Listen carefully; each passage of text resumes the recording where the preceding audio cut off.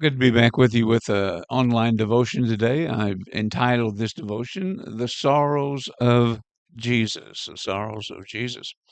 If you know me at all, I'm not a huge fan of movies and programs that portray Jesus. I just think it's impossible to really take any kind of license to create a Jesus that the producers and directors and script writers worked hard to come up with. Jesus was the unique Son of God. He was Emmanuel, God with us. And for me, I have yet to see a Jesus movie or program that I know from the Bible. Usually it's one extreme or the other. It's a backslapping good old boy type of character that laughs and cuts it up with the guys, or on the other scope, it's a cookie cutter, ultra heavenly type that never shows any emotion. So did Jesus laugh and smile? Well, yeah, most likely, but the Bible speaks of his life as a whole in opposite terms. So the prophets of old, to the writers of Matthew, Mark, Luke, and John, you know, they presented Jesus by and large as a man of sorrow.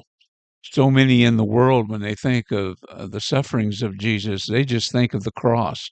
But they don't realize that during his whole life, every day, he experienced godly sorrow, grief, hurt feelings, hostility, false accusations, even death threats against him in many ways from almost everyone at some point in time, every day of his life. And to understand the immense suffering and sorrow of Jesus, just consider this.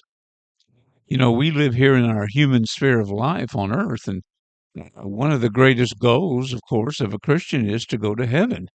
Uh, that's where there is no more sorrow and there's no more hurt feelings and hostility, where by and large, the perfect will of God is being done in the kingdom of heaven. Sin is not there to scorch our life in heaven like it does here on earth. But it was the reverse for Jesus.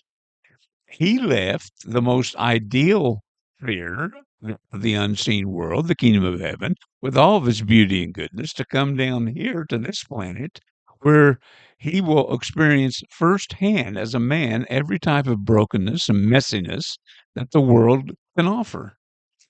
So not only was it an extreme sacrifice on the part of Jesus to come to this broken world, but as a whole, the life of Jesus as a man was full of frustrations and misunderstandings and sorrow. Jesus got hammered every day with all the same temptations that are common to men. And he sacrificed daily. He laid down his life daily. He bore his own cross daily to make sure he was in complete obedience to his Father in heaven, in the hope that those that follow him would have the same obedience. Now, I want you to consider something. The ministry of Jesus had financial funds, and that's made clear in a few places in the New Testament. So this means that Jesus, in his life, he helped people financially. He helped them while they were sick through prayer, healing, miracles. He comforted people. He taught the truth. He provided people with food.